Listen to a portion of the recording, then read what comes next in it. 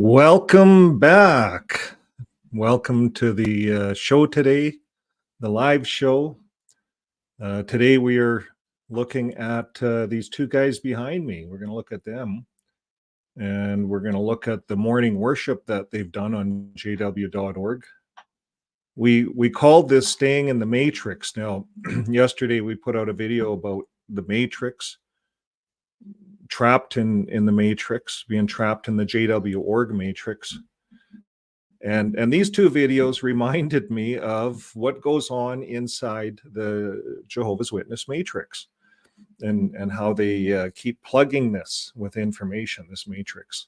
We're going to look at this, and we're going to look at how why they do it, and what's going on with the matrix. Now I'm going to just get my presentation screen set up here. And here we are. Now, who do we have on today? We want to look at who's on. Pretty quiet today, eh? Quiet today. Well, we're going to get into what are we going to look at? We're going to look at the matrix.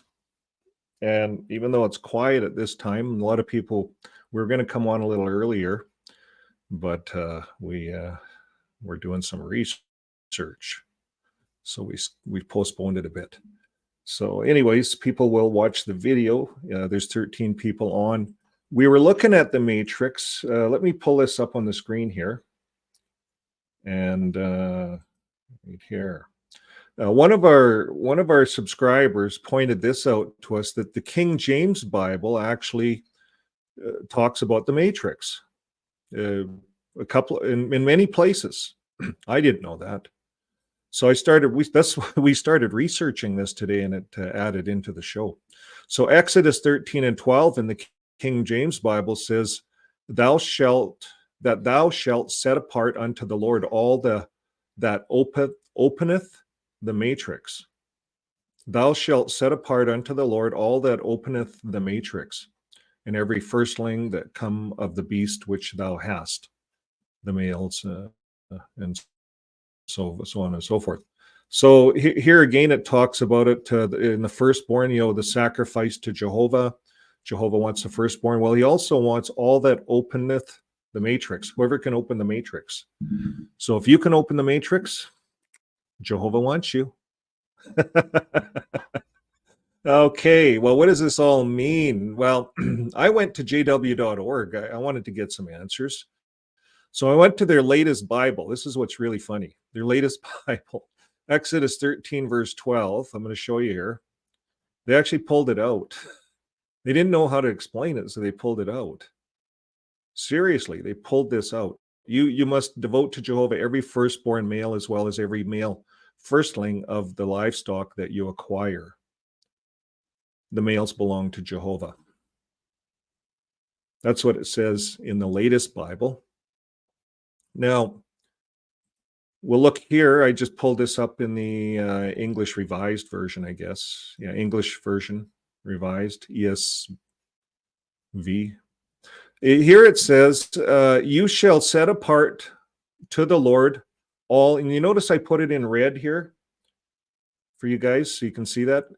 That's the word, the matrix. That's what the matrix in this Bible says. So you shall set apart to the Lord all that first opens the womb, all the firstborn, and then all the firstborns that are males, and be your Lord. So JWorg got rid of that out of their Bible. Down here in verse 15, it uses it again in their sacrifice to Jehovah. Therefore, I sacrifice to the Lord all the males that first open the womb, but all the firstborn of my sons I redeem. So they sacrifice to Jehovah. They sacrifice this to Jehovah. And it shall be as a mark of your hand, frontless between your eyes. So, interesting. Now, when I go to the old Jehovah's Witness Bible, this is the Black Bible. This is the one I used. It's a 1984 edition in the Jehovah's Witness Bible. And I go down to 13 and verse 12. Then you must devote everyone that opens the womb. You see, they put it back in there. It was in there originally. opens the womb to Jehovah, verse 12. And verse 15, it talks about that every firstborn out of Egypt, from the firstborn man, firstborn beast.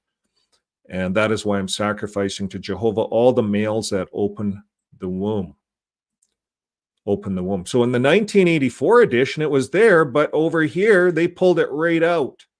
This is the 2013 edition. They pulled it right out. They didn't know how to deal with it, or they didn't want it in there any longer. Why? You see, what's happening, folks, here, this is an example of the matrix. This is an example of the Mandela effect. What's going on right now? What's going on right now out there in society in general, and we see it distinctly for those of us that are following the Jehovah's Witness religion, we see a reset. We see a change, sleight of hand. This is all sleight of hand being dealt out, and they're getting rid of things out of the Bible like this matrix. They don't want you to know about the matrix. Is that what it is? Is that what you think it is? That's what I thought it was. They didn't want us to know about the matrix. So I started digging deeper. I want to know about the matrix. Why did they pull out this? Well, other Bibles say womb, but matrix. So we did some research. I went to JWorg first to research this. I'm just going to show you my research. Nothing. Nothing. Opens the womb. Matrix, nothing. Opens the womb. Nothing, all the way down to Insight on the Scriptures. That's an old one. And they brushed over it. They gloss over things that they don't want to talk about. You'll notice that. Here, the firstborn came. We go all the way down to this Exodus. Right here's the scripture. That's the scripture we're looking at, Exodus 12. And they don't even cite verse 13. They don't cite it, but they do talk in this article about opening the womb once. And they do talk about opening the womb, a woman giving birth. They talk about it from that aspect, but they don't talk about this subject. I went further. This is something else. Okay, so here's where we found some information. What is the matrix in the Bible? This is going to, I guess, what you'd call a worldly source.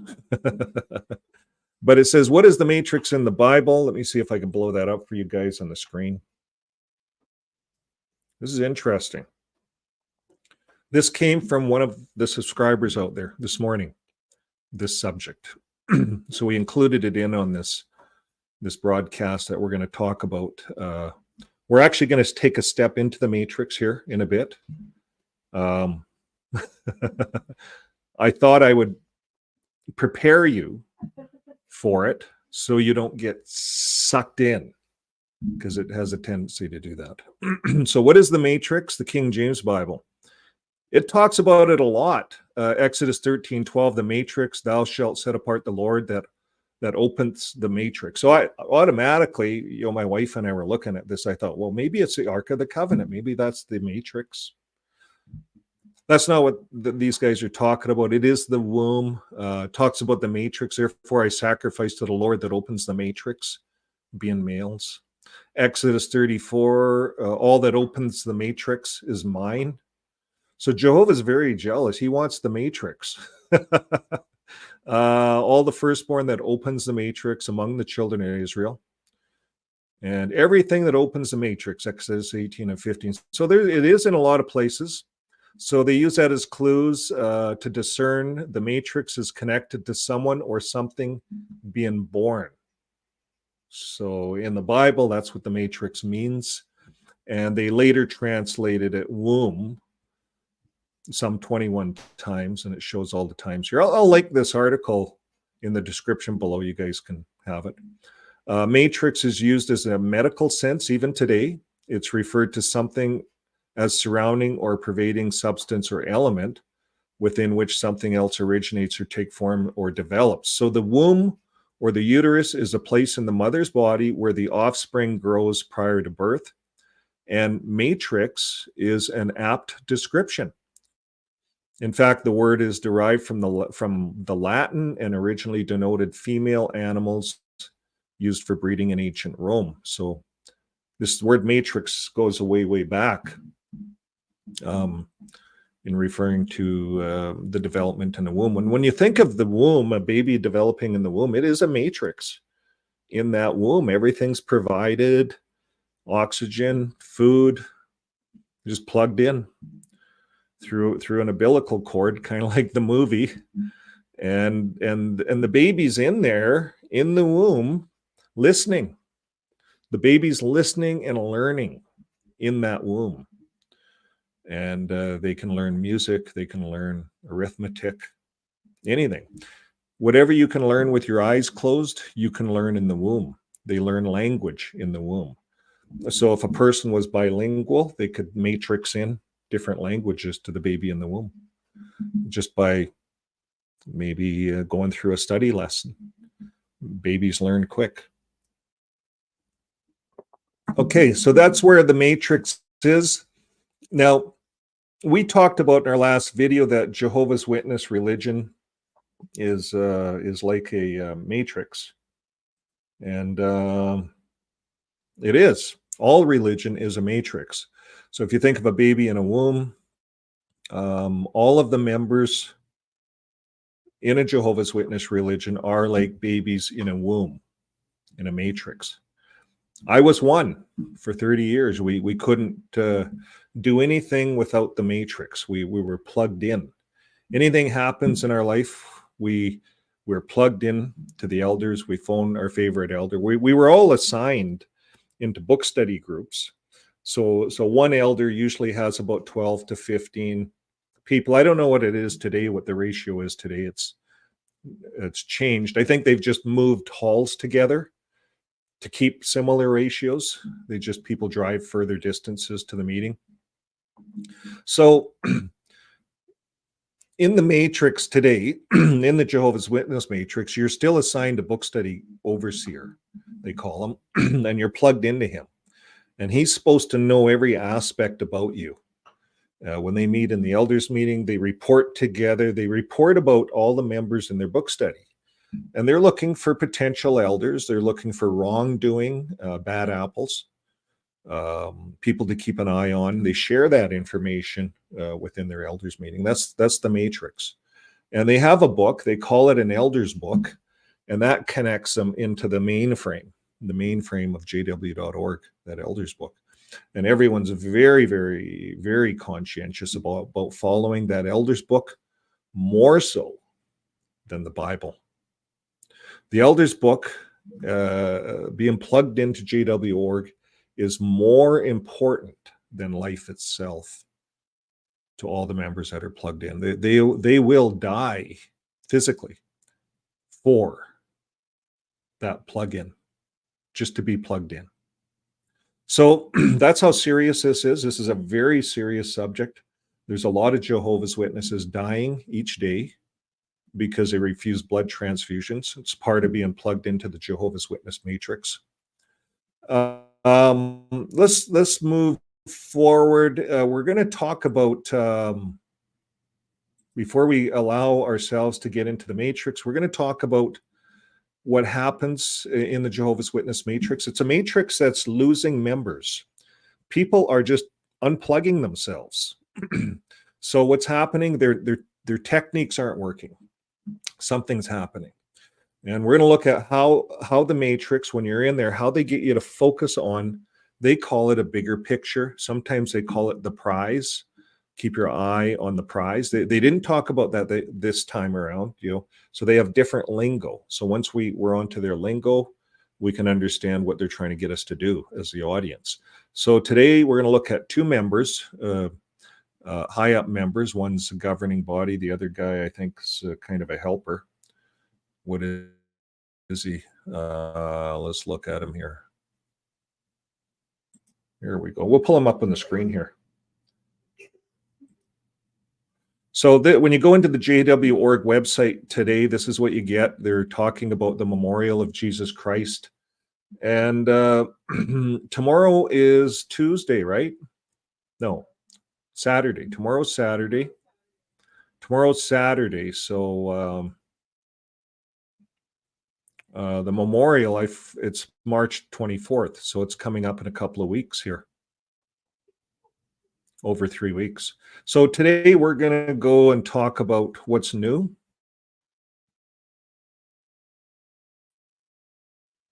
And what's new? Look at the governing, the members here. Are they governing body?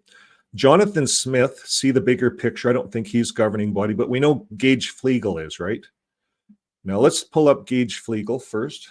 We're going to look at him first.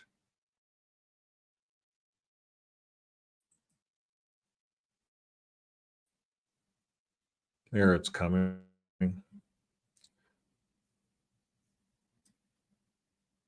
There, we'll let that load. These guys on their thumbnails, they got a bit of a glossed over look. Look for those glossed over a bit. And I think, oh, there it is. Here we go. So it did pull up here. He has the weirdest look on his face. Okay, look at him, your thumbnail.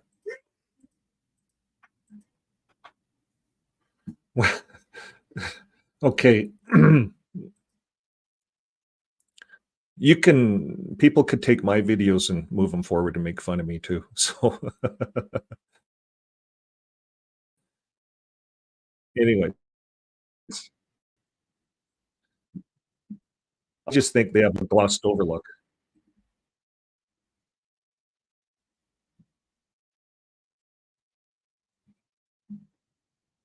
Okay, so before we get going on this, I think it's important that we, I'll just get this ready, that we debrief kind of a little bit on what we're going to be dealing with. Why toxic people accuse others of being toxic. That's what both these talks are about. They're accusing others of being toxic. Why do toxic people do that? You see, the governing body members themselves and all the higher ups in this organization are narcissistic. We've identified that on many videos. In fact, many of us come out of that organization with narcissistic tendencies. We come out of it because we've been watching it and watching it. We've been modeling ourselves after the people that we're plugged into. And we're plugged into, there's lots of elders. I'm not saying everyone's narcissistic, but you have to be narcissistic to a certain level to believe that you're the only one. Your organization is the only one that you're in, and it has the only truth. That's a telltale sign of a narcissistic person, to believe that. So what can we say? I had to be narcissistic to believe that. I was in it for 30 years. But when you get out, when you unplug yourself from that matrix, you step outside, you see that, you know what, all the religions are kind of like that. They all are to a degree. This is a very high control religion. So what this religion uses, we'll throw it up on the screen here, add it to the stage. It's already on the stage. They use projection. This is from Psychology Today. This isn't just, these are psychologists that study this. Projection is a defense mechanism used to avoid taking responsibility for one's actions.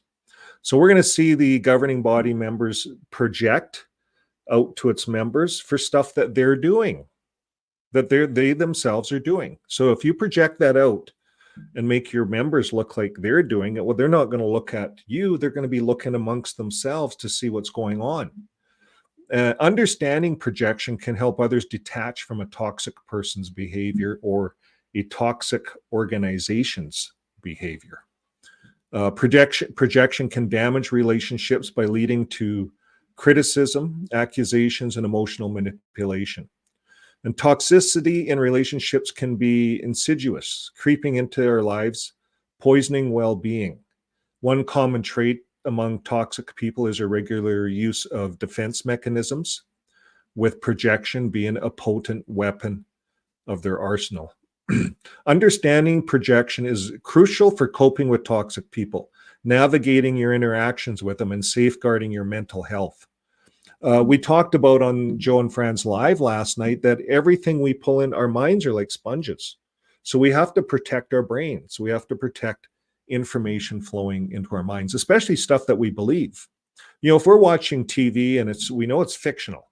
So when you go into it, it's fictional. You want your brain tickled with a bit of fiction and adventure and action.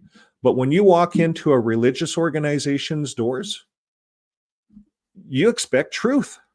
You're expecting truth. And then if you walk into an organization where you sit down, you watch one of their talks, and 120 times they say, we're the truth, Watchtower's truth, Jehovah's organization's truth. When they pitch it a whole pile of different ways, and over 120 times they pitch that they're the truth, you're expecting those guys to be the truth. They're using the Bible. We're not expecting them to pull scriptures out left and right. You see, JWorg is trying to change their narrative. They're changing their narrative. We're going to look at that. It's projection. Understanding projection is crucial. We have to navigate our interactions with it. When we go on and review these websites, that's our interaction. We're interacting with the higher ups of these governing bodies and what they're projecting. So we have to safeguard our mental health. And that's what we're doing here with knowledge. So when we know that the person's toxic behavior is projection, it's easy for us to watch this stuff and detach from it. And that's what's important. So what we're going to look at a bit of projection here. Toxic people consistently act in harmful and destructive ways through actions that can range from manipulative tactics, emotional abuse, undermining the self-esteem of others. That's what we see. Undermining the self-esteem of others. Identifying toxic behavior is a first step toward protecting ourselves from its damaging effect. So protection as a defense mechanism.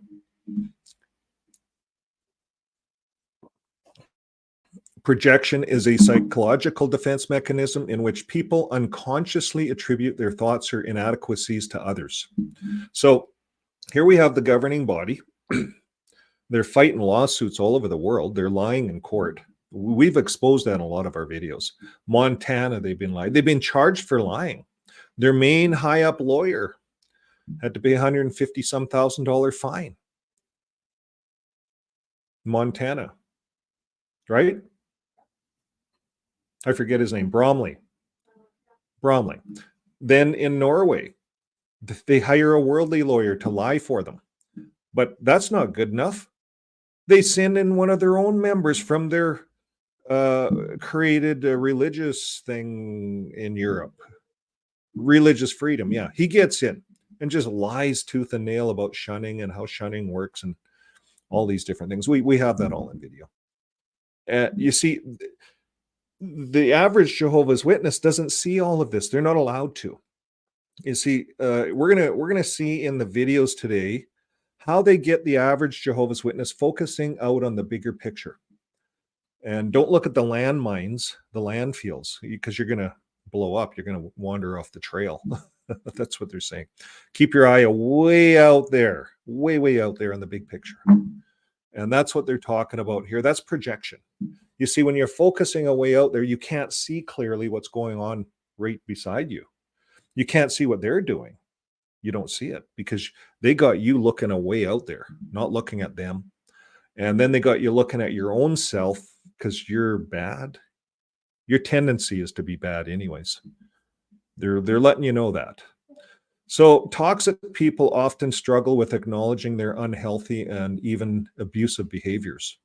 And to avoid confronting their shortcomings, they project their insecurities, their guilt, or their negative emotions onto those around them. And for example, a toxic person with feelings of inadequacy might project those feelings onto a family member. That's happening. JWorg, family members are turning on family members because of being plugged into jw.org, plugged into that matrix. And the matrix tells them it's okay. In fact, the matrix says you have to do it or you will get punished yourself. That's how that matrix works. So a toxic person with feelings of inadequacy will project those feelings onto family members, accusing them of incompetence or not being good enough. And this happens in the organization, within the families. How do I know this? Because I was one. I was a family head in that organization for 30 years. And I myself would turn on my own family. They weren't good enough. They weren't getting up, getting their arses out of bed to go out in the Saturday morning service. You know, kids are growing, right? Their minds are growing, their bodies are growing, they're tired. Maybe they need to sleep in a bit. Not in a Jehovah's Witness household. Get your arses out of bed. We're serving Jehovah this morning. That's what we're doing. And you see, we project these feelings onto our kids that they're incompetent, they're not good enough, because these are Jehovah's standards. Are they Jehovah's standards? No, the Matrix tells me these are Jehovah's standards. But are they Jehovah's standards? Quit questioning yourself. These are God's standards. You see, the Matrix is so strong, it won't allow us to question that. But if we could just unplug it, yeah, it's not Jehovah's standards. In fact, Jehovah's standards say, allow your children to sleep in, allow them. They shouldn't be out in the ministry. The ministry is for qualified people if they choose. It's not for everyone, folks. The dads should be going fishing with their kids, spending the weekend with their families, getting to know their physical neighbors in the neighborhood. Love it. How can you love your neighbor if you don't know their names? How many Jehovah's Witnesses know the names of all their neighbors in their neighborhood? And then every year they get them over for a barbecue. Hey, everyone, come over to our place for a barbecue. There's no religion talk, but we love our neighbors. We get to know them. We get to know the kids. We get to know when there's strangers in the neighborhood. You see, that does not happen, because that would be inviting the world in. You see, a Jehovah's Witness walks out his doorway and he looks around. It's all part of the evil world. These are all worldly people. They're only my neighbors if they're in the congregation. Yeah, that's how it goes. You're my neighbor if you're in the congregation. Other than that, you're wicked. You're part of the world. If I invite your family over to my barbecue, what if your kids teach my kids that they go to the Mormon church and it's kind of cool there? Or they go to the Seventh-day Adventist or the Catholic Church, or they don't go to church. They belong to a soccer league and they have a heck of a time, or a baseball league. You know, if I invite those kids over, that could, I could have a bad situation. You know, Jehovah has to kill people that are bad. Yeah, you know, my family's going to get disfellowshipped. I'm going to lose everything. You see, in JWorg matrix, you cannot love your neighbor. So therefore, you can't love God. If you can't love your neighbor, you cannot love God. That's what the Bible says. Love God means loving your neighbor. In the organization, you only are plugged in to jw.org. You got to hate your neighbors. You got to hate their wicked ways. You got to hate the fact that they're going out. You don't want your kids involved in higher education or extracurricular sports, hockey, soccer, football, all the things that children should be doing. No, your children have to be ministers at 5 years old, in the womb, in the cradle, in the carriage. Women are out in service with their babies, making their babies into ministers. That's what's happening, because they know, Rutherford knew that when he created the matrix, that 7 years, if you can get 7 years of that child, the first 7 years, into thinking that this is normal, this is part of the norm, now we have a minister, we have an encyclopedia distribution salesperson for life. We have what they call a pioneer. It's a badge of honor, because that child has been going out in the ministry with its mom for life for 7 years. It's programmed for life, hypnotized. That's how this matrix works. So understanding projection requires recognizing the patterns it manifests in toxic relationships. And here's some common examples: blame shifting. Toxic people excel at deflecting blame. Instead of taking responsibility for their actions, they project their faults onto others, making them the scapegoats for their own mistakes. And that's what happens in Jehovah's Witness households. They all go to the meetings. They all come home from the Sunday meeting, And if the father's wanting to reach out, become an elder, he looks around at his wife and his kids, and he says, "Well, who's going out in service? We have to go out now. We just did a Saturday morning a service, right? So we come home, or maybe we just did the whole morning Sunday. We made our kids sit for 2 hours at that Kingdom Hall, listening to lectures, watched our programming. Satan's bad, we're the truth. Satan's bad, we're the truth. Everything's Satan out there, but here is the truth." That's all it is. It's programming, 2 hours of indoctrination. We go home for lunch. Maybe we swing through McDonald's. That's why we're all fat. And then we say we're going to go to the arrangement. We'll be at the arrangement at 1:00. Our kids don't want to go. Spouse might not want to go. Tired. Maybe that time of the month. Who knows? Tired. People need time to recuperate. You go to school 5 days a week. You need the weekend off. It's not healthy being a Jehovah's Witness. It's not healthy for the kids. But what do? What did I do? I criticized my family. Blame shifting. Blaming them. You know what? If you wouldn't have stayed up all night playing with your friends, you'd have more energy today. Blame it on their recreation. That's what you go to school all week, or you go to work all week. Friday rolls around, you let loose a bit. You have a couple of beer, you invite a few friends over. That's what life is about. Not when you're a Jehovah's Witness. So what kids learn: criticism and judgment. A toxic person may excessively criticize and judge others to cover up feelings of inadequacy. So I couldn't be an elder, so I judged my family. It's your guys' fault because I can't be an elder. You guys have to get out in the service more. You have to be exemplary. We have to do this as a family. And then it gets into criticism and judgment. You see, we all do it. I did it. I know the governing body taught me. It's in the elders book how to do it. How to be judgmental. It's right in the elders book. It's not just that clear, but the word judgment is in there over 130 times in that elders book. The word love is in there 5 or 6 times. That's it. Okay, emotional manipulation, projection often involves manipulating others by exploiting their vulnerabilities or their weakness. Projection. So, we're in a family. It starts within the family, and then it blends out to the congregation. So, I'm the family head. I got to round my family up like they're a bunch of horses or cattle, animals, and I got to get them out to service, right? Out to the door-to-door work. We have to look good as a family. We have to project ourselves, and it's manipulation. We're really manipulating others to believe that we got this perfect family.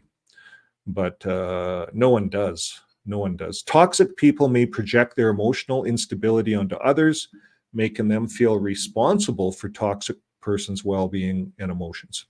So if you guys aren't coming out in service, you're responsible for my well-being. I'm not going to be accepted by the elders. They're not going to make me an elder or give me more privileges. See, that's what Plugged into the Matrix is about. We're all serving the elders. And in the family, they could be feeling like they're being whipped, emotionally whipped.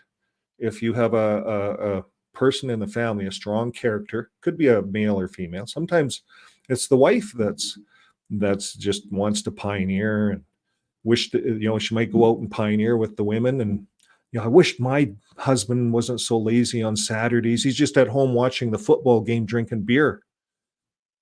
Witnesses do that too, So it happens. And you see, we're trained as families to beat each other up. And it starts within the family. Using projection as a defense mechanism can profoundly damage relationships. Victims of projection may internalize a toxic person's false accusations, leading to self-doubt, guilt, and a diminished sense of self-worth. And over time, this erosion of self-esteem can have far-reaching consequences on mental health. A lot of people are so beat up in this organization, and we see it with really strong elders. They're running circus districts, and they might have a kid that doesn't want to be a pioneer, doesn't want to go out in service, wants to just go be normal kid. Maybe he wants to play video games. There's no law against those things. These are kids. And the kid gets beat up so bad by the elder that the kid goes and commits suicide. How many times have we seen that in this organization? It happens. So the mental health that this does is just horrendous. Relationships with toxic individuals are often marked by a cycle of tension and conflict and emotional upheaval, with the toxic person often refusing to acknowledge their role in the dysfunction. So I know when I was a Jehovah's Witness, I couldn't see it. My blinders were on because I'm plugged into Jehovah. I can prove to you from every watchtower that I'm doing the right thing, and that you guys, my family, my spouse, my kids, should also be pioneering with me. You see, and then the elders think, oh yeah, that's how we want our people to be. That's how we want them all to be. You see, they want everyone to be the same. It's the matrix. It's programming. We're all supposed to be not like Judge Rutherford. He was immoral. He drove a Cadillac while all the farmers were starving in the 30s. He didn't want him to be like, he was rich. He built himself a mansion. He had a lot of women around him, a lot of questionable things. That was Judge Rutherford, but he built the matrix, and he built it for everyone else. His own wife moved out as soon as he was elected. There was so much, he got so heated up getting up to that election and reworking the Russellites that had beards, getting them kicked out, that his own wife left him when he got elected president. She couldn't live with him. She moved away 2.5 hours away, and they didn't see each other. So she lived a different life. He lived a different life. They don't talk about this. JWorg does not talk about this at all. Both Russell and Rutherford had women problems. Now, awareness and education, recognizing the signs of a toxic behavior and understanding defense mechanisms like projection are crucial. Education empowers you to identify and detach yourself from toxic patterns in your relationship. So there it is, folks. Awareness and education. That's what's going to help you. That's what helped me getting out. You see, it's not good enough just to walk out the door of the Kingdom Hall and never turn your head and look back. That's not good enough. It takes more than that. It takes education, awareness. So I was not aware that I had all of these programs running in my mind when I walked out the door. I didn't realize anything. I didn't do the research. I just started doing a new life. But I did start exploring lots and doing things on my own. But I didn't undo the doctrines. And it's very important to undo the doctrines. So that's where the education comes in. That's where you'll find a lot of good education on the XJW channels. There's a lot of good people out there that are helping everyone. So just click this into education. Okay. So they don't want to get you to get educated, JWorg, because it's toxic, because it'll expose them. You go to college or university, you might talk to someone or go on the internet and see some stuff that unplugs you. They might not like that. So now, set boundaries. Establishing and maintaining a healthy boundaries is essential. Clear boundaries may help protect against emotional manipulation.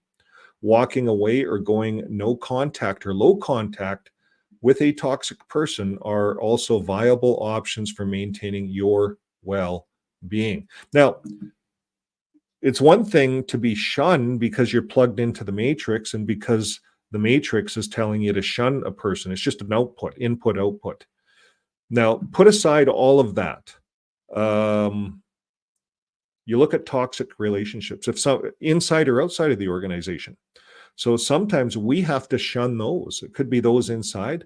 Maybe you left the organization every time you talk to, and maybe you can go back. They want you to come back, but you don't want to come back. Maybe you might go back and sit in a meeting to make them happy. Maybe you'll go to a memorial just to make them happy. Be careful, because you're allowing yourself into a toxic relationship. Perhaps, be careful with this. So you might want to say no contact, low contact. If you want to clear your mind, you see, every time you go back and it's so easy to just lay back in the chair and they're doing their memorial, and they throw all these little things in. We're going to look at this, how they throw hypnotism into their talks.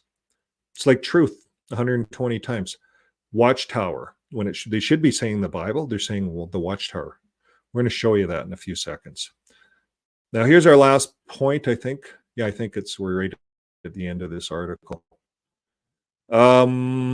Self-reflection and therapy. Those affected by a toxic person's projection can benefit from self-reflection, detach from and process how they've been treated. So it can be challenging to tell the difference between the projections of a toxic person and how you truly feel about yourself. So this is tricky. So when you're listening to JWorg's broadcasts, some of this stuff seems okay. We're going to listen to this. It actually at first glance, it seems okay. But when you step back, you got to unplug yourself and look at this. Why are they doing these broadcasts? It's very easy to see. We're going to take a look. So self-reflection therapy, sometimes you need a mental health therapist to unplug. That's what it's saying. Seek support, whether from friends, family, or mental health professionals. Support is essential. A toxic relationship can be isolating, and that's what's happened to us on this side of the fence. It's isolating. We've been isolated. And having a support system can provide validation and perspective.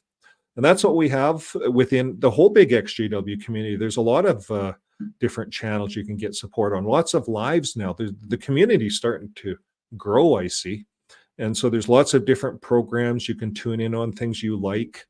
And there's a whole community out there. So you get in on the lives, you start commenting in the lives.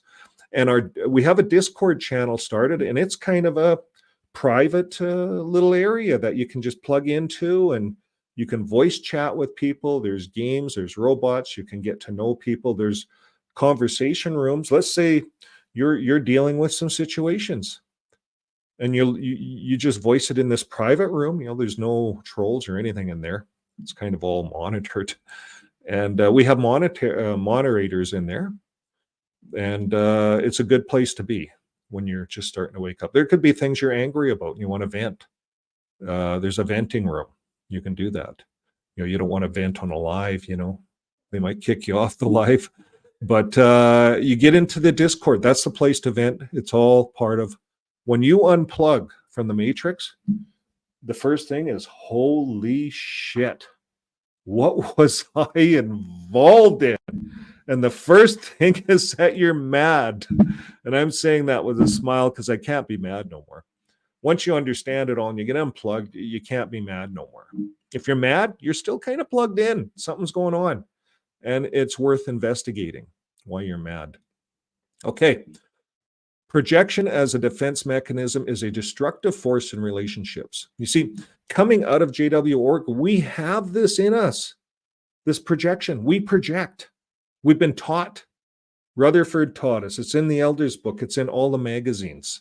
It's there, projection. And when you understand projection, you can navigate toxic relationships more effectively and detach from a toxic person's comments. So sometimes it gets toxic, or a conversation goes toxic. Get out, detach, run. You don't have to talk. If you're not there talking, and if it's online, you just quit talking. I have people every day sending in really nasty comments, nothing to do with the video, nothing at all to do with the video. They just copy and paste stuff, nasty stuff. If this is Jehovah's Witnesses, it's not loving. Why are they doing it? It's projection, you see? Projection. So the best thing we can do is not comment back. Sometimes we just want to comment back. Sometimes we just want to rip them a new a-hole. I do, but we have to hold back. Breaking free from the cycle of projection requires courage, because we just project back at them. That's all we're doing. We're JWing it back is what we're doing. I call that JWing a person, projection. So it requires courage, self-reflection, and a commitment to prioritizing your emotional well-being. You don't want to get involved in these fights with people. It is not good mental therapy, these fights. Okay, so we're going to move on into JW Online. We're going to look at Gage Fleegle. Start this up again here. And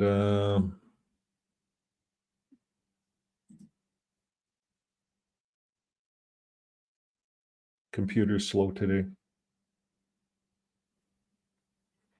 I don't know if it's the internet. Sometimes certain parts of the day, I notice the internet's busier. Well, we'll see if this is loading. I think it's loading. I'll give it a second. We'll say hi to a few people here online. Who do we have here? We have Leonardo. Good evening, wherever that is. Good evening. Leonardo, Ricky, Bobby. Hello. Hello, Ricky and Bobby, or Ricky, Bobby. And then we have Donna Zook Adley. Hello, Donna. And we have Jackie Jacks. They are complete narcs. I agree with you. It's not loading. I might have to. I've done this before. Done this once before. I just reload the site. Go back into it. I could have uploaded the movie. I guess if I was on the ball, I would have done that. But there, now it's loading. That happens. And who else do we have? We have Beverly. Hello, Beverly. We have Rationale Menish.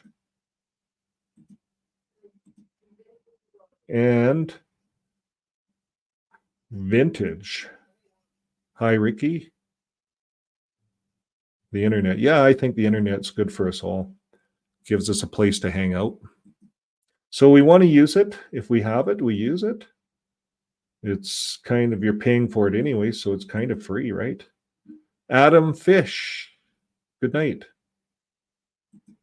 Okay, yeah, it's night some places all over the world. Okay, we're going to pull this guy up. Let's see if you guys, we're going to add him to the stage, see if you guys know who he is. Gage Fleegle.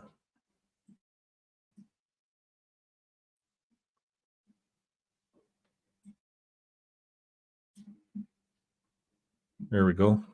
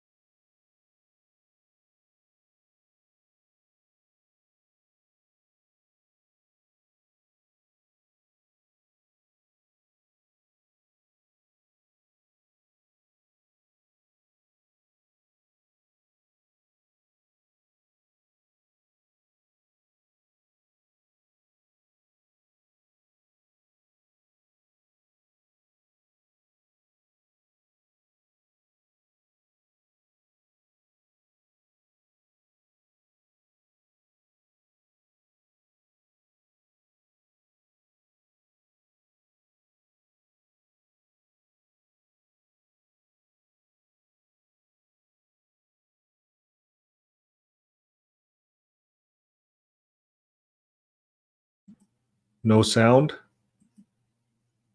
No sound, eh? Okay. I'm going to add it. You can hear me, right? Okay, I'll stop the screen. I'll represent it.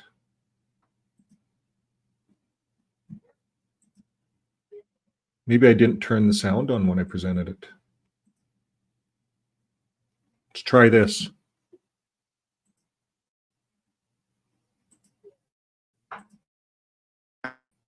example of a prohibition found in God's word. Prohibitions typically begin with words, do not, or you must not. Well, how should we view prohibitions found Yes, you can in hear me. Jehovah's Okay. word? So you're They're talking really a about glimpse into his prohibitions. personality and his loving care for us. For instance, a loving parent at times provides prohibitions to his children. Don't play with fire. Don't play on the railroad tracks. Don't throw stones at your brother or sister. Why? For the child's protection and well-being, and for the protection of others. Similarly, our loving Father Jehovah provides prohibitions in his word, spiritually, emotionally, and physically. We view a prohibition as a do not enter sign to an area that's full of landmines. Well, sadly, the inclination, the tendency of imperfect, curious humans is to test to my destination, or there's a delicious fruit tree in that field. Well, Adam and Eve bypassed a do not enter sign for that very reason, and it didn't turn out so well for them or for their offspring. And sadly, we've inherited the desire to test prohibitions. Well, if we ever think that we can bypass a prohibition and avoid the landmines, the consequences, then it's good for us to look behind the prohibition, the restriction, and meditate on what Jehovah is trying to teach us. Let's do that with two of the prohibitions found in Ecclesiastes chapter 7 today. The first one is in our day text. And there it says, do not be quick to take offense. For the taking of offense lodges in the Mic bosom on. of fools. Okay, there's my mic. Well, what does it mean to take offense? These prohibitions Other are Bible translations use the from the expressions Watchtower. to be angry. They make it look like the prohibitions are from So what is Jehovah, Jehovah here asking us to do? Is but Jehovah saying that we should never they're from the Watchtower. be You see, offended by anything or anyone? everything about That we should Jehovah forgive all is offenses the regardless of how Watchtower. severe It's or frequent they are? not these. And I know you're No. going to turn this guy off, pause him or something. Now, it's from the Watchtower. He's going to talk about these sins that cannot be ignored. That's clearly there are grievous sins that cannot be ignored. Now, these prohibitions are from the Watchtower, from Jehovah, because if they were following Jesus, they wouldn't have anything to do with Jehovah, really. Like that's all Old Testament, old Jewish stuff. There's 620 laws. They bring up Jehovah, Jehovah, Jehovah, all Old Testament stuff. Jesus talked about love, loving neighbor, getting to know your neighbors. We talked about this. If it was about Jesus, it wouldn't be about Jehovah. It's two different religions. So let's just keep listening to the prohibitions. These are prohibitions that the Watchtower has plugged into their matrix from the Bible, because they can use the whole Bible. Everyone uses the whole Bible to an extent. But most people, once you understand the Bible, once you get out of the matrix, out of the Jehovah's Witness matrix, you can really start to understand the Bible and to see that there's some different books there. And the Jews, for the most part, follow the Old Testament. That's their book. That's their Bible. Jesus came along. There's a New Testament of things. Now, the New Testament will make reference. But this religion is about going hard after all of those Old Testament parallels, looking for parallels with everything out there in the Old Testament. So these guys are going to make some rules. Let's look at their rules and see what they have to say. Turn that up. That cannot be ignored in our relationship with others. But what is Jehovah saying to us? He's essentially saying, imitate my qualities. I am slow to anger. I am slow to be offended. He's telling you and me, demonstrate the fruitage of my spirit. Show self-control. Think this situation through. Don't explode. Now, there's a multitude of reasons why we could become offended, and how easy it is for us to become emotionally charged. If someone insults us, our motives, if our suggestion on a project isn't received well, Or it could be something as simple as when someone doesn't greet us the way that we would like them to. And COVID has complicated matters further. A handshake, a hug, fist bump, elbow bump. Sometimes we don't know what to do. Well, what can help? You see, these guys have to get into this because the congregations are into everyone's businesses. And like I explained earlier, when we were talking about projection, it's happening within the family and there's problems. And if you're projecting to everybody around you that we should be more like Gage Fleegle, more like, the pioneering spirit is what they're looking for. They want people going door to door more. Maybe people quit going door to door. Maybe there's a lot of bickering going on right now within the congregations. And he's got to move these guys forward to look on the prize, look at the bigger picture. So let's see what he does here. If we are inclined to become offended. Proverbs 19:11 says, the insight of a man certainly slows down his anger. And it is beauty on his part to overlook an offense. So insight, it can help us to give the person the benefit that maybe he or she was deep in thought, just received bad news, is hungry, is tired, is grieving, is injured. The list can go on and on. We can give the benefit of the doubt. If we can let it go, we should let it go.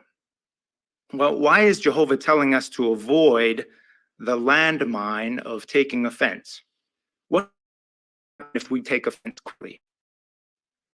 Well, we could develop reputations regularly, but there's something even worse. Proverbs 14:17 says, the one who is quick to anger acts foolishly. So it's not just getting heated up, but it's acting in response to that. If we confront every perceived wrong done to us, we could harm ourselves or the other person, either physically or emotionally. Our Bible illustrates that.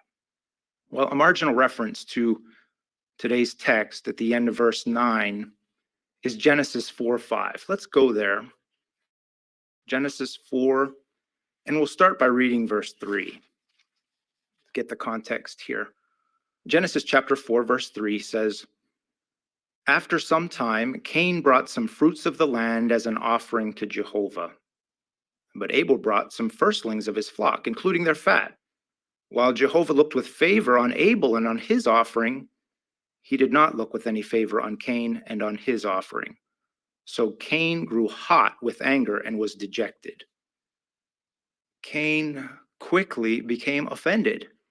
He grew hot with anger. In spite of Jehovah's subsequent warning, he exploded with rage and killed his brother, sadly. What was it that quickly offended Cain? Well, because of Abel's faith. Okay, I have trouble with this part of the Bible. Maybe you guys can help me out. I had trouble with this when I was at JW. Let's go back here.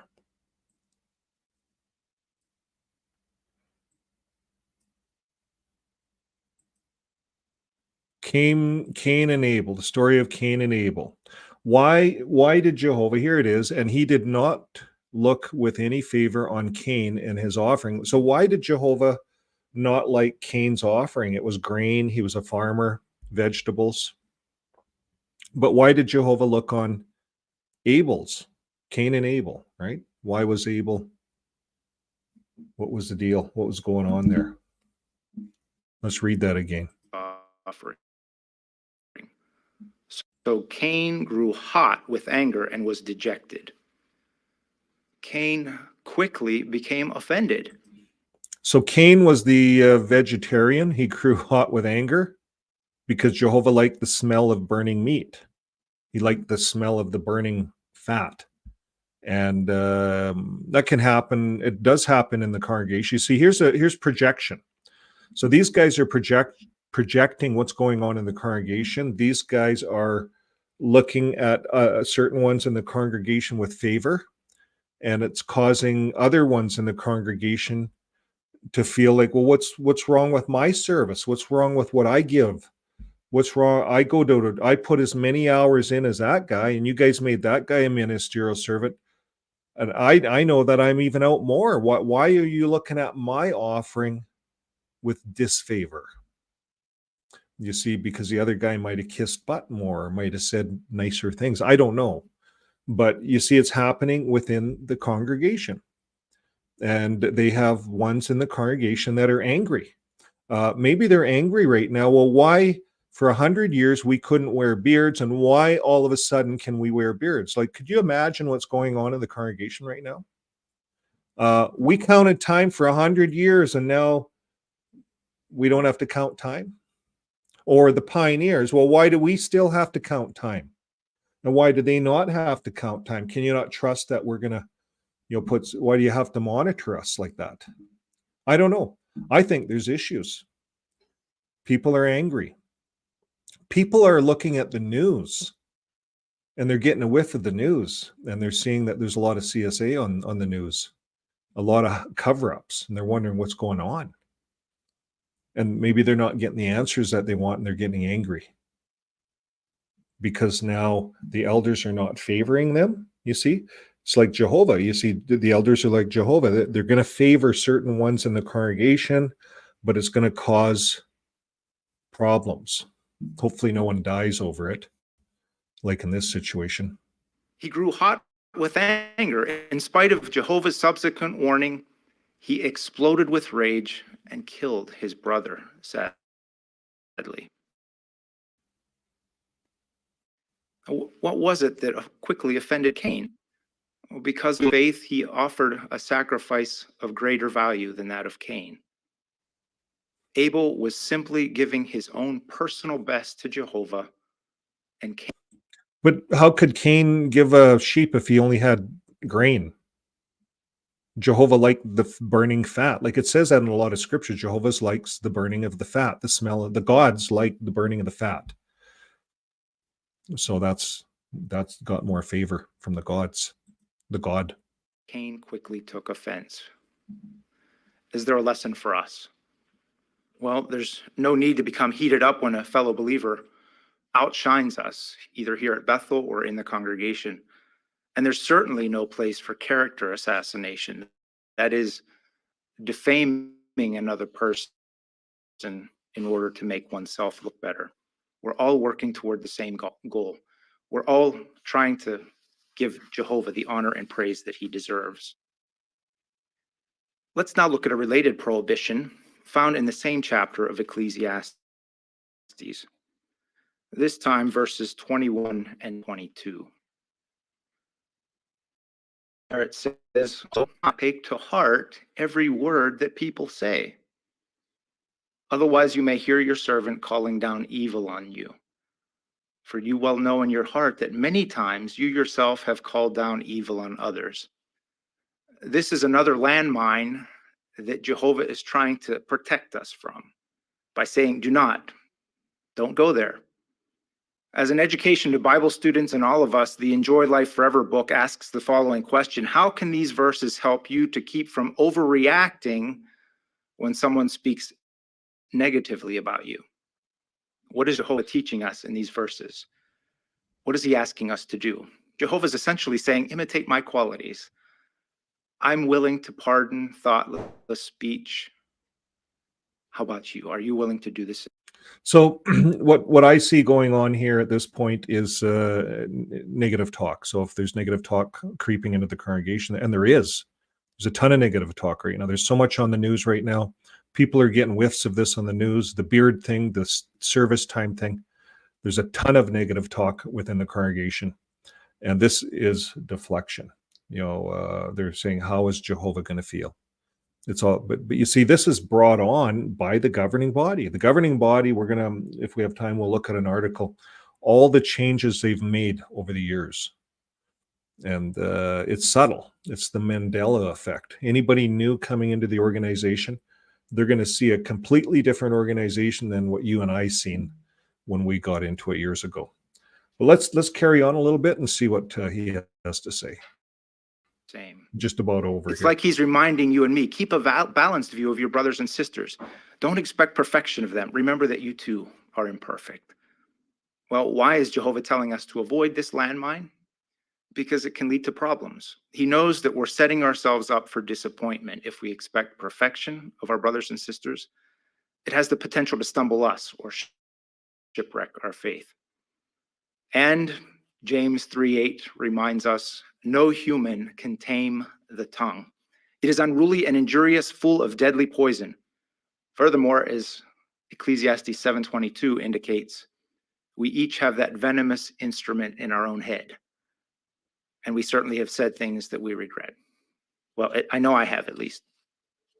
Is there a Bible example that illustrates the harm that can come by taking to heart negative talk? Well, again, a marginal reference to verse 21 is 1 Samuel chapter 24, verse 9. 1 Samuel chapter 24, verse 9. And here we see a dialogue between King Saul and David. David had an opportunity to injure Saul, but he did not. Notice the conversation. It's 1 Samuel 24, verse 9. David said to Saul, why do you listen to the words of men who say, look, David is seeking to harm you? Saul was giving his heart to lies about David's motives and actions. Why? Because Saul, sadly, was obsessed with his own reputation. He was seeking justification for ill will toward David, so he believed lies. What is the lesson for us? We must. So we see here the organization is dealing with the very same things of Saul. They're lying in court. They're dealing with lies. They're putting out lies.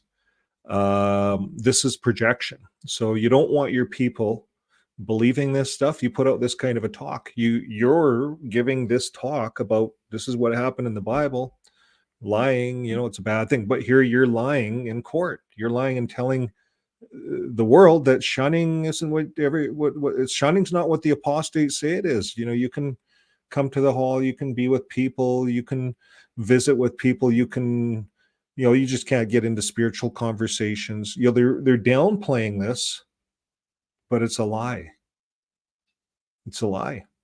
So now he's just projecting the lie. It's someone else lying. That's what narcissists do. They look at all the other, here's all the liars out there. We'll even show you the liars in the Bible. So let's look at this a little further. Avoid the landmine of taking to heart negative talk about us. Instead, we can find joy in knowing that Jehovah is the one who examines us and approves us. So what have we considered? Jehovah provides prohibitions for our benefit. As we do our best to avoid the landmines of quickly taking offense, taking to heart negative talk, we will benefit ourselves and others around us and find joy in our service to Jehovah.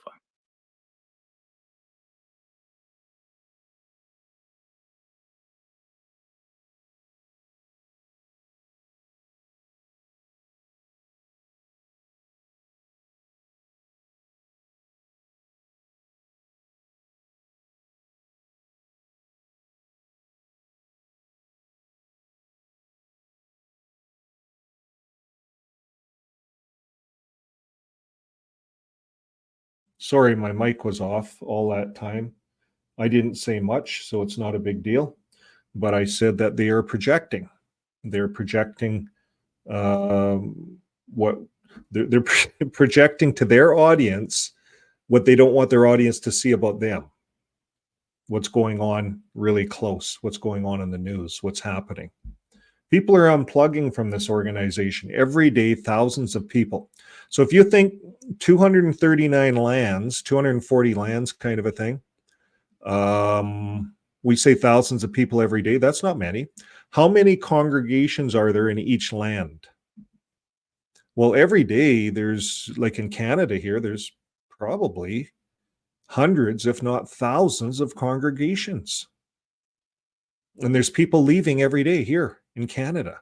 So all over the world, there's thousands of people leaving every day, this organization. They're unplugging. And they're not completely unplugged. When you leave, you're not completely unplugged.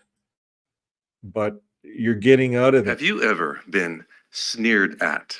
Let's look at well, this. Perhaps in the ministry, you faced someone with an expression like we see here on our monitor. Or maybe it was something a little bit different. Whatever the case, a sneer can be very intimidating. And perhaps when you think about this Bible account, you're wondering, well, when David is resurrected in the new world, I'd like to ask him how he felt at that moment. But how did David get into that situation, facing a 9.5 foot tall giant? Well, remember, he was sent essentially on a humanitarian mission. His father Jesse said, take some food to your brothers at the battlefield. David was simply being obedient and did so. But soon after he arrived, he heard Goliath's taunts, and David said something to bring a wave of challenge, at least 3 in all. Well, let's turn to 1 Samuel chapter 17, verse 26.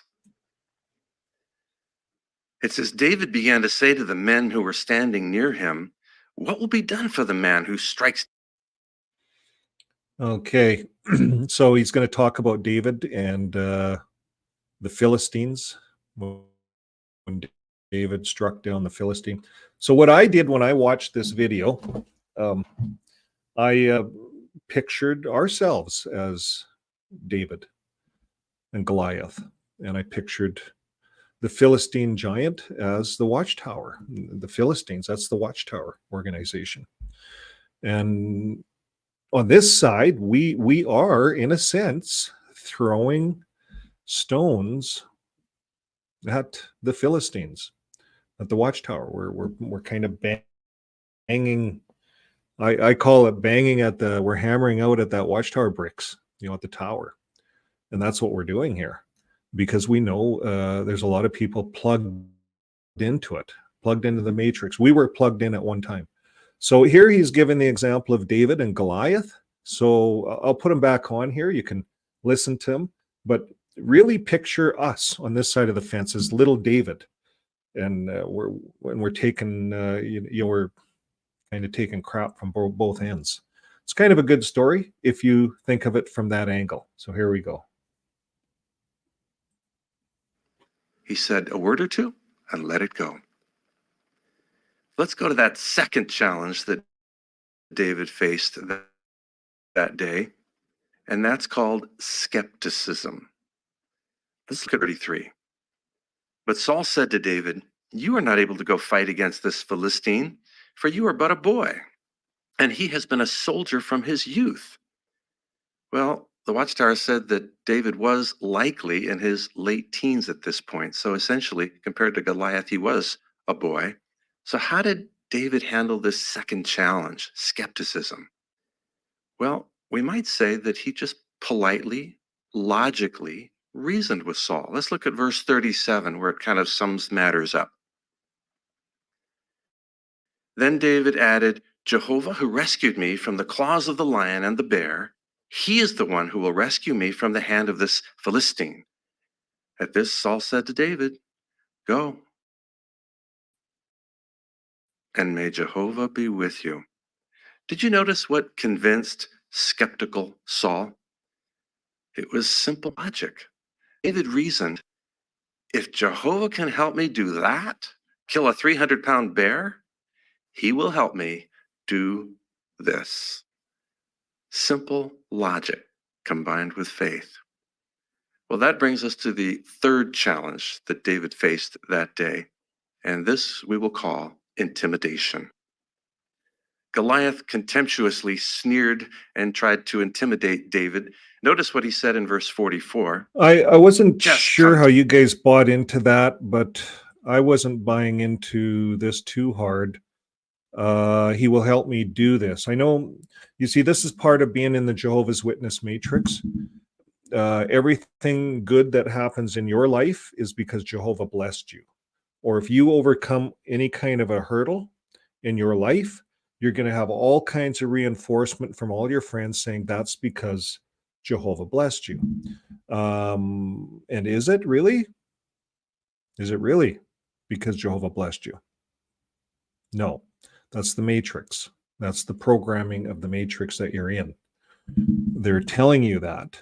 You see, I did a lot of things when I was a Jehovah's Witness, And they kept telling me that's because Jehovah's blessing you.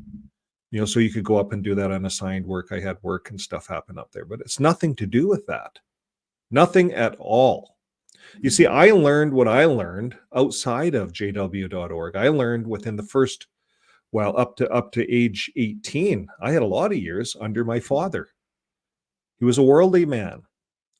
Someone that once I became a Jehovah's Witness, I shouldn't spend a lot of time with him because he's worldly. It's your father, but he's worldly. You see, that's how this organization is. That's how they input you into your brain. So that Father's and Mother's Day, they're wrong. It's giving honor to your father and your mother. But yet those are the ones that trained you, gave you everything you know. I did everything I did because of my father's training, not because of Jehovah. Jehovah didn't physically give me anything. Now, Jehovah, the God, Jesus Father, something different. Something different. Jehovah is the God over Israel, the God of the Israelites. No bearing on me. That's another God over Israel. Is Jehovah the God over the whole cosmos? No. That's a fallacy. That's what we were programmed to believe in this religion. We're programmed to believe it. So I don't buy this, that Jehovah gave us this so David knew he could kill a bear so he could kill Goliath. Either you're a good hunter, you go out and when you aim, you can kill a bear, or you can't. I'm a terrible hunter. He was good with the sling. He was good at certain things, David. He knew what he could do with that sling. He probably practiced. Could probably hit a leaf off a tree, Let's listen in a little bit further.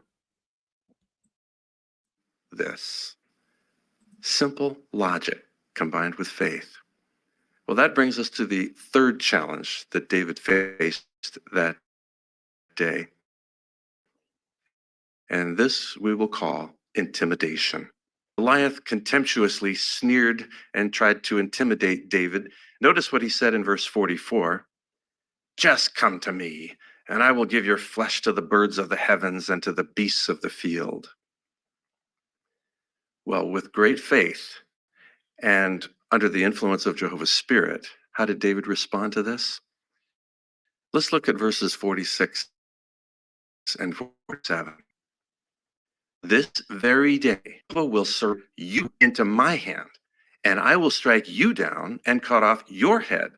And on this day, I will give the corpses of the camp of the Philistines to the birds of the heavens and to the wild beasts of the earth. And people of all the earth will know that there is a God in Israel. And all those gathered here will know that it is not with the sword or the spear that Jehovah saves, for the battle belongs to Jehovah. And he will give all of you into our hand. Powerful words. The difference, perspective, strong faith. David did not see himself as small in relation to Goliath, but in Okay, we'll stop there. So I like this illustration because we're David and JWorg is a Goliath to us. They're huge. We're just one person. Many apostates, but we're all individuals. We're all one. We don't go to apostate meetings. We don't have apostate assemblies. Although I heard one's coming up, but typically we're just people. We're just people online looking at this stuff. We're inspired. Something inspires us. David saw the bigger picture. He's Goliath is JWorg. They sneer at us. They sneer at us. They kicked us out. They call us the devil's tool. They call us all kinds of names to their people, and their people believe that we're evil. Just for a lot of us, we just walked away. We got tired of being plugged into the matrix. We unplugged, and so then we got attacked. And when you get attacked, you fight back, and that's what David's doing here with one little sling and one stone. I think of some of the younger people that are coming out of the religion, and they're speaking out, and they're fighting back, and they're striking down the watchtower with one stone or two stones. I think of Montana, in that court system in Montana, The big Bromley lawyer comes in, the JWorg lawyer, and he wins all his cases, but he lost to these girls. Lost to these girls. He had to pay $153,000 fine for deceiving the court, for being a liar, a deceitful liar in court. JWorg. Bromley, their main lawyer in Montana. And they did the same thing in Norway. They got up in front of the world and lied in court. They did that here in the Supreme Court of Canada, lied in court. You see, so they put out this stuff, and it's to make the audience believe that they're on Jehovah's side. They're doing everything right. But in reality, they're just like the Philistines, just like the Philistines. Reality, David saw the bigger picture, how small Goliath and the entire Philistine army was in relation to Jehovah. And that entire army was defeated that day. The Insight book says that stone from David's sling was no doubt guided and given unusual force by Jehovah. So, 3 challenges, all successfully dealt with that day: false accusations, skepticism, intimidation. What's the lesson for us today? Well, let's start with a false accusations. We see that so much in court with JWorg, making false statements in court, making false statements to the press. What happened to their PR guy? He's disappeared. That's yet to be revealed. So there's all kinds of things happening with JWorg. I think we're getting to the end of this false accusation. We may be falsely accused. Perhaps that's happened to you at some point. Perhaps a family member or maybe a fellow witness may misjudge our motives and accuse us. So what will help? Well, as David did, we don't have to get into an argument about the matter. We don't have to dwell on it. We can say a few words in response and move on. Why? You see, so if you're on the outside and you're trying to reason with someone that's on the inside in the matrix, the JWorg matrix, you're trying to reason with them, help them to unplug, it'd be an argument. You're going to say, well, this is happening. This happened in Montana. They're saying, no, it didn't. That's all false news. That's all fake. But we show it right from the judgment. Right, you can go right in, and the public records are there. It's when we do these videos, it's all there. We link everything. But members that are plugged in are going to say it's all false. We have to focus on the big picture. So let's see what he says here. Well, why would we want to waste precious time and mental energy defending ourselves from someone who's already made up their minds? Move on. The second challenge: skepticism. As we learned, a skeptic here could be on our side, as Saul was an Israelite. In this case, he was someone in authority. That could happen to us as well. Someone in authority on our side could be skeptical of us. Or, more frequently perhaps, the skeptic is in our own self. What can we do to deal with skepticism? Well, in faith, as David did, we can use simple logic. We can remind ourselves, if Jehovah helped me with that, he will help me with this. Simple logic. Think of all the... I don't know about you guys, if you buy into that logic. This is JWorg logic. Jehovah helps me with this. Tell me in the comments, how does Jehovah help you with this or that? You see, if I'm hungry and out of food, if I lost my job and JWorg, I go to JWorg, I lost my job, because to me, Jehovah is through this organization. When I was in it, that's how I looked at it. This was the chosen organization. Jehovah's there. So if I lost my job and I go phone my book study over, say, hey, I lost my job. How are you guys going to help me? Can you help me? Well, a few in the congregation will help. But you see, JW.org, they have no program. no program, no food bank. They have no method of helping you. So if you get old, let's say you spend your life as a pioneer in service and you're 60, 65 years old, you might get an old age pension, but in Canada here, it's pretty hard to live on $800 a month. You're not even going to pay your rent. You know, my mom had $800 a month coming in when my dad passed away. The two of them together had kind of enough, you know, $1,700 a month. You can live off of it, providing you don't have a mortgage. If you have a mortgage, you're in trouble. If you're paying rent, you can be in trouble. So anyways, my dad passed away. My mom couldn't live on $800 a month. Can't live on it. Not here. JWorg, when they're done with you, you're out the door. You got your $800 a month from the government. If you paid in, you know, if you didn't pay into CCP and all these things that get deducted when you're actually working for someone, because remember, a lot of these JWs have their own businesses and they don't pay into all these things. So and the end was supposed to come a long time ago. So they're old now. What do? There's no program. There's nothing. These line-like challenges. There's no Jehovah there helping people. This is BS. I call BS on this stuff. These guys get up there. Jehovah helps you do this. BS. I was in that organization. I had nothing but heartaches because of elders, ministerial servants squandering and getting in and meddling in my business, my family business. I had nothing but headaches with this religion. This is a bad matrix, folks. We'll listen to the rest of it.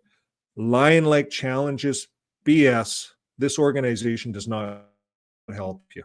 Lion-like challenges that you have already faced in your life.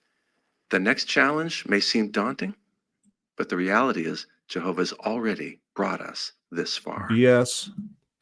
The third challenge David faced, intimidation. If someone tries to intimidate or sneer at us, as did Goliath, we can remember to see things from Jehovah's standpoint. Jehovah always has the bigger picture. We could reason with ourselves. How big is this person in relation to Jehovah? With faith, we can see the bigger picture.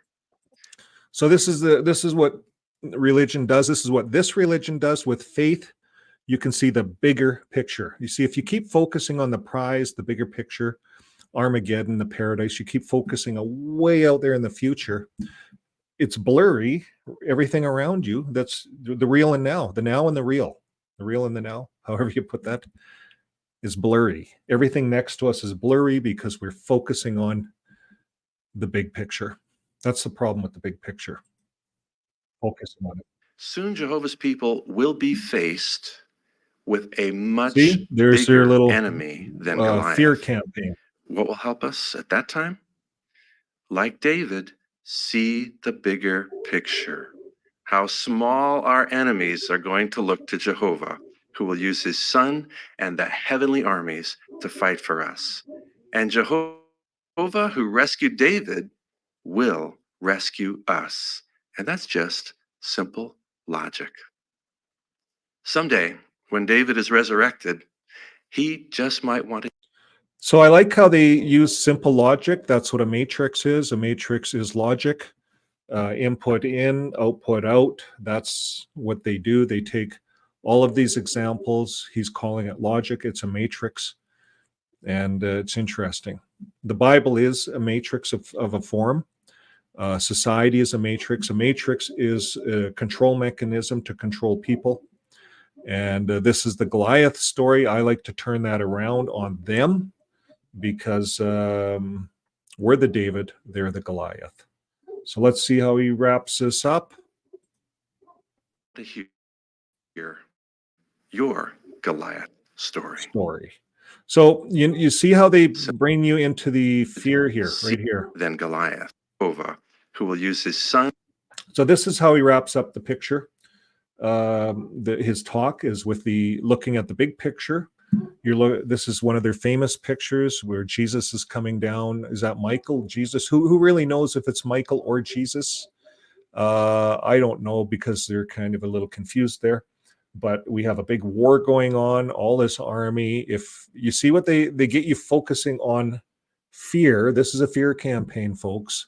And that's what's going to, they're hoping this is going to keep you tied into them for one more day, because you're not going to see what's close, what's happening around them. So that's kind of it. Get that out of here.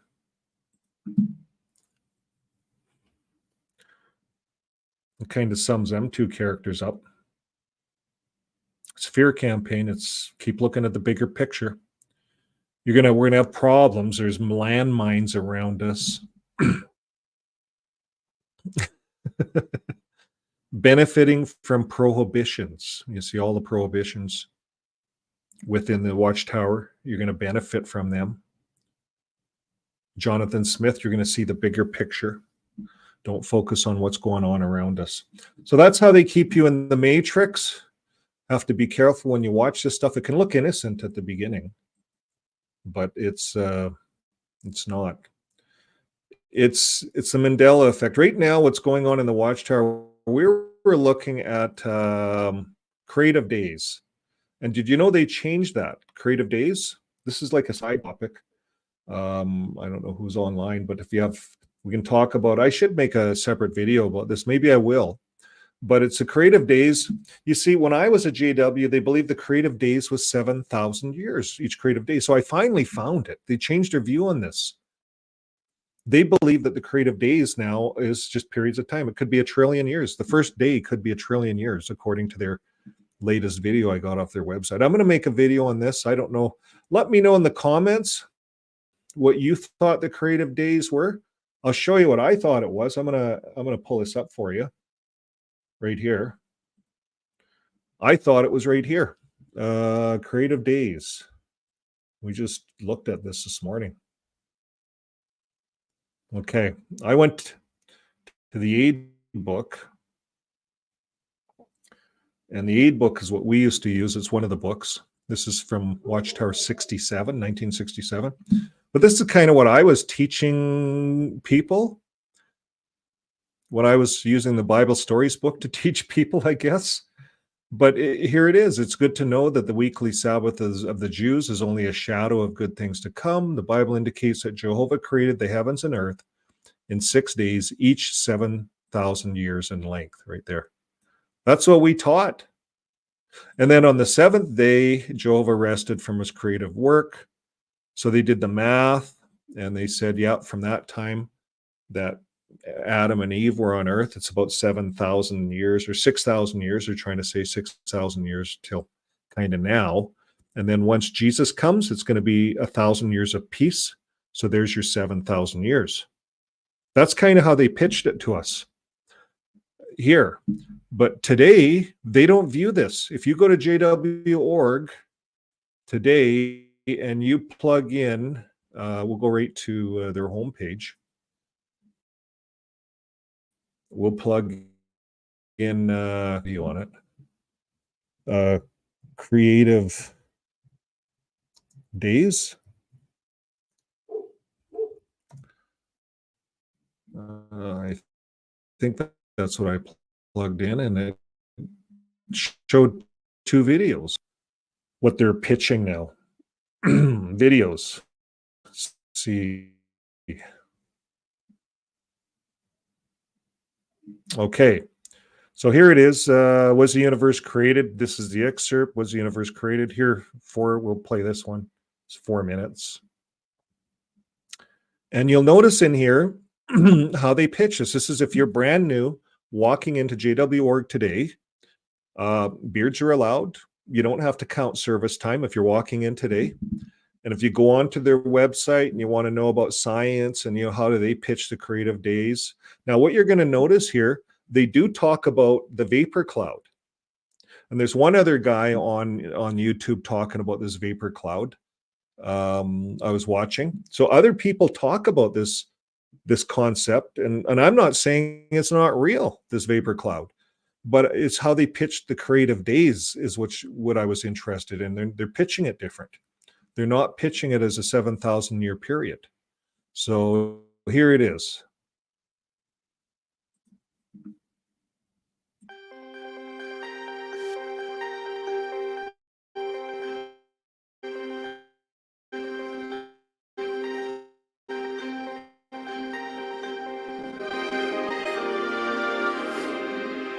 The universe is vast and awe-inspiring. Earth and life are amazingly complex. How did it all get here?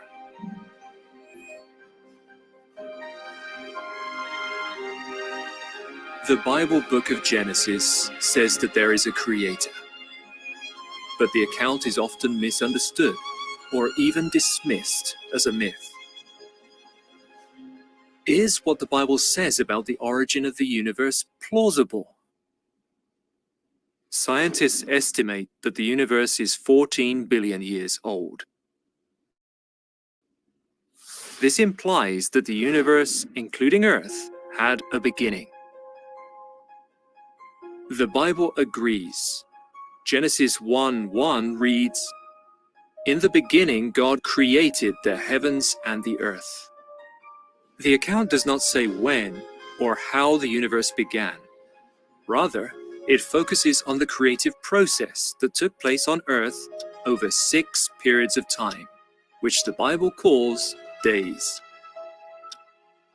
Were these 6 24-hour days, as many believe?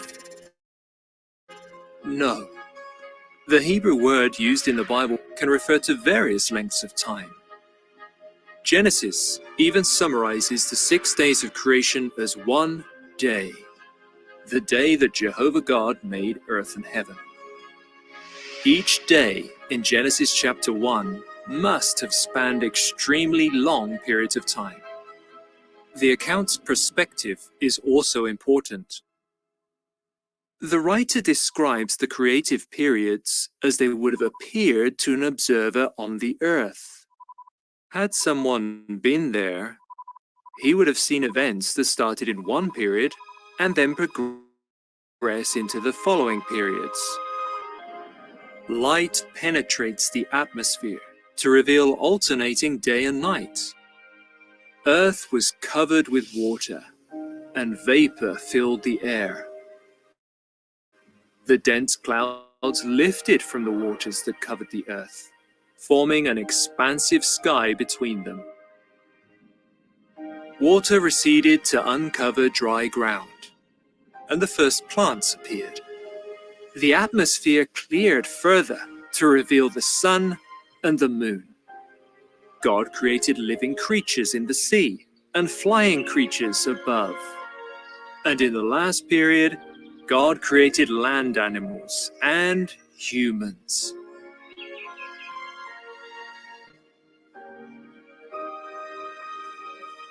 In harmony with the Genesis account, the Bible says, "Of course, every house is constructed by someone, but the one who constructed all things is God." The Bible does not speak in scientific detail, but its account of creation is logical and reasonable. The Bible also offers logical and reasonable answers to other important questions. Does our planet exist for a purpose? What is the meaning of life? What does the future hold? To Always see a the plug Bible's for answer, another video. Okay, so when you look at that, they talk about where are we here? All the way at the beginning that they're saying that scientists are saying it could be a lot of years, like a long time. I forget how they put it. Did they actually say millions of years? Yeah, they're saying it's plausible. The account is often misunderstood or dismissed as a myth. So the way they spelled this out in the aid book when I was a JW made it mythical. They changed their doctrine. They changed how they're viewing this Genesis account. They're actually looking at this the way they probably should look at it, that each creative day is a creative period. Now, if you look at some of the Gnostic channels on YouTube, there's some out there that are saying they read the same Bible and they give you a whole different view, but they're saying that there is a vapor cloud. Some of the channels, it's quite interesting. They're talking about the creation But then they understand that the gods that created, because it talks about plural, if you go to the Elohim, the gods, it's not Jehovah. Jehovah's not the creator God. Jehovah did not appear until Abraham, Moses. That's when Jehovah appeared. That's when his allotment was given to him by God. Elion, El, the high up God. I'm assuming. I don't know. I don't have all the answers. But I do know that we don't understand the Bible completely accurate. So if we go by the Bible, how we understood it, how Mormons, Catholics pitch this, it's all a matrix. This understanding of the Bible, I think, is changing. There's this matrix out there, this overall matrix of what the Bible and how it's supposed to read. I think that's changing. I think we're living in a time when we're going to see a shift, and we already are seeing new information coming out. We can research this and see it. But the watchtower is changing also. And it's the Mandela effect, I'm telling you. You're going to walk into this organization today, it's a different organization. As time goes on, I can't wait to see what happens next year. They changed so many things this year. What's going to happen next year? This year, they've admitted they're not inspired. They don't have to be sorry, though. They don't have to apologize for anything because they're not inspired. So I guess that's their hook off. Now, we're going to look at, I just thought this is interesting. It's a Mandela effect. They're changing. Everything's changing. You're going to walk into, like, the Catholic Church is changing. It's changed their religion. It's changed overnight. You start having to sell dioceses off, you're gonna change your religion, or you're gonna keep selling them off. If you're gonna support that clergy privilege that the priests have, and it's built into the legal system, that's part of the matrix that we're in. It's changing. People are unplugging. Judges are saying enough is enough, and they're bringing an end to this stuff. So it's going to be interesting to see what happens with religion in the next bit. One of the viewers told us to look at this trident. Trident is the three-pronged spear. It's used for spear fishing. The trident of Poseidon is the Poseidon. The trident of Poseidon and his Roman equivalent, Neptune, has been their traditional divine attribute in many ancient depictions. And instead of a Laura Mermaid having a wrench, she should have a trident. Who should? A Laura Mermaid, our moderator. Oh, that's what that trident is. That how that came about? I thought it was interesting. A trident is also called is used for spear fishing, but it was formerly also a military weapon. So it's mythical and historical as well. So the Poseidon's often depicting holding the trident, a three-pronged spear, and it's his main weapon. It's to kill or destroy in one stroke.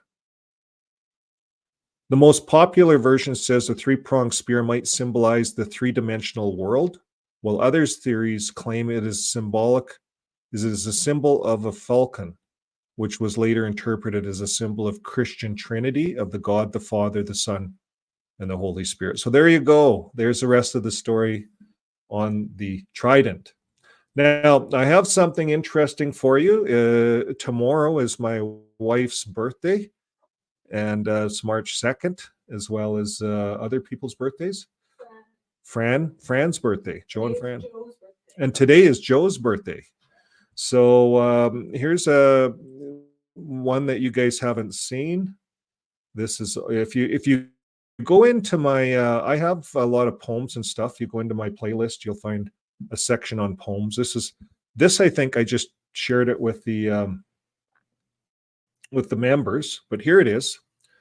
This is a tribute to my good wife, who I'll just get up here. My good wife, who plays such a large part of keeping this channel going, such a large part.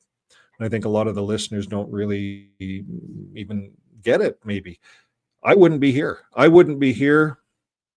I would have done my first 8 videos. If you go into this channel, go to the bottom, there's over 600 videos now. I was ready to quit after number 8. And it's my good wife that kept me going. She realized it was a form of therapy. It was a form of journaling. I like journaling, but it takes time. So now I'm getting some of my journaling on videos. Everyone likes to watch videos. No one wants to read books. So here it is. Here's one of them. This is to my good wife for everything that she's done.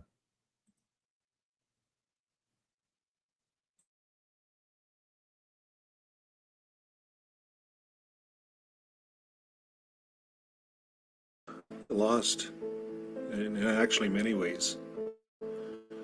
So I went out to the family farm where I grew up. I took some time out for myself to evaluate my current life and get out and meet new people. And that was really tough, being a Jehovah's Witness, to actually go out into the world for the, after spending 30 years in the religion and told that the world's evil. Well, so my uncle suggested that I get out and volunteer. So that's what I did. I went to an event, volunteered, and that's where I met my good wife. And soon we fell in love. I'd like to dedicate this poem to my good wife, for she certainly is the love of my life. Her breath, a gentle whisper, like a soothing song, a symphony of love that keeps my heart strong. With each inhale and exhale, a sweet melody, reminding me of blessings bestowed so graciously. Her breath brings life to every moment we share, a radiant flame that banishes all despair. I count my blessings, for I am truly blessed to have found a love that stands the ultimate test. Oh, how God has blessed me beyond measure with a partner whose love is treasure. Through trials and triumphs, together we stride, bound by the sacred bond we can hide. So I cherish each breath she takes in this life, for it's a reminder of the blessings bestowed rife. In her breath I find solace and true delight, a testament to God's grace shining so bright. I am grateful for the hardships faced before, for they led me to the one my soul adores. With gratitude in my heart, I proclaim with zest that I am forever blessed by my wife's breath.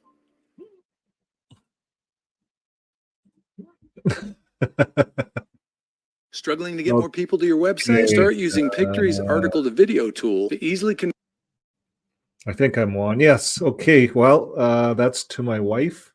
Now there's a playlist there. You guys can get in there and you can see a lot of different things.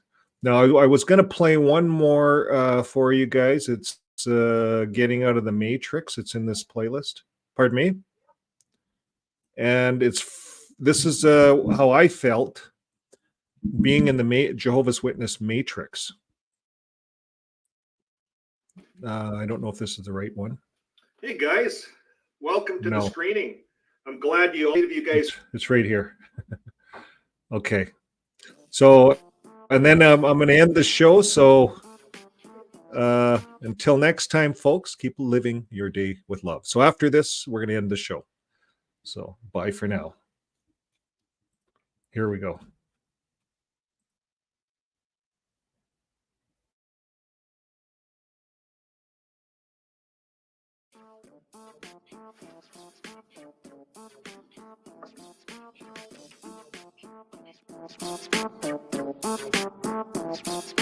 Yo, yo, I'm Pomo.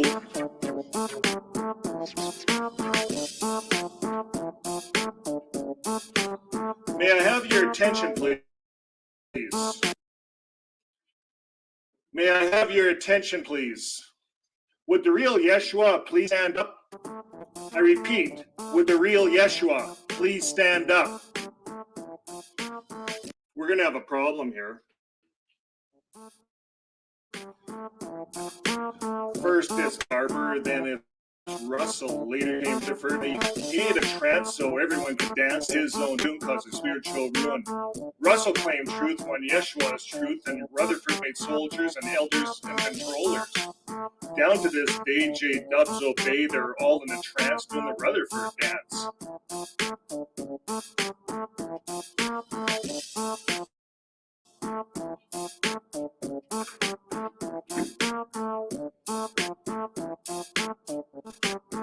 Once I got out, I could then shout about all the fallen states and the many restraints. I started searching for the truth about God, and some of my findings were pretty odd. Jesus, Joshua, Yahweh, Jehovah, deity, divinity, then the Trinity, Almighty, the Creator. And for the other names, I need a translator.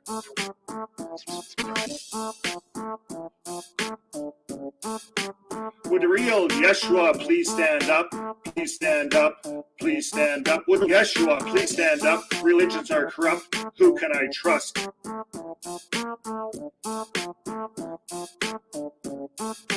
I'm a bit confused. I feel just used. The religion I was in, it was a real sin. The GB8 always be raped. Followers of Christ that serve with might. What to do is a question that's true. Do I make my path and wait for his wrath? Would the real Yeshua please stand up? Please stand up. Please stand up. Would the real Yeshua please stand up? Religions are corrupt. Who can I trust? Enough is enough.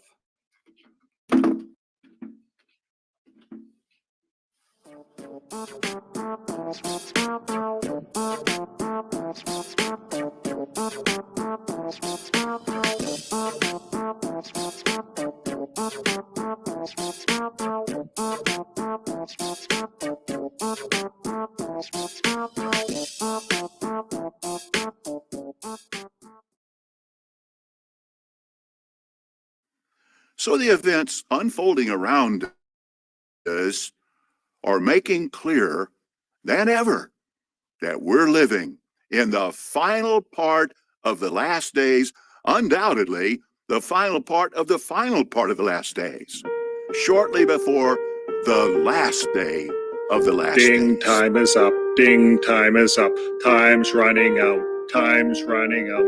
End times are here. End times are here. Armageddon's near. Armageddon's near. Ding, time is up. Ding, time is up. Time's running out. Time's running out. End times are here. End times are here. Armageddon's near. Armageddon's near. We welcome all to the Kingdom Hall. For your very survival, we offer you a ding. Time is up. Ding, time. Time's running out. Time's running out. End times are here. End times are here. Armageddon's near. Armageddon's near. Ding, time is up. Ding, time up. Time's running up. Time's running. Armageddon's near. Ding, time is up. Ding, time is up. Time's running out. Time's running out. End times are here. End times are here. Armageddon's near. Armageddon's near. We welcome all to the Kingdom Hall. For your very survival, we offer you a Bible. Running times go. End times are here. End times are here. Armageddon's near. Armageddon's near.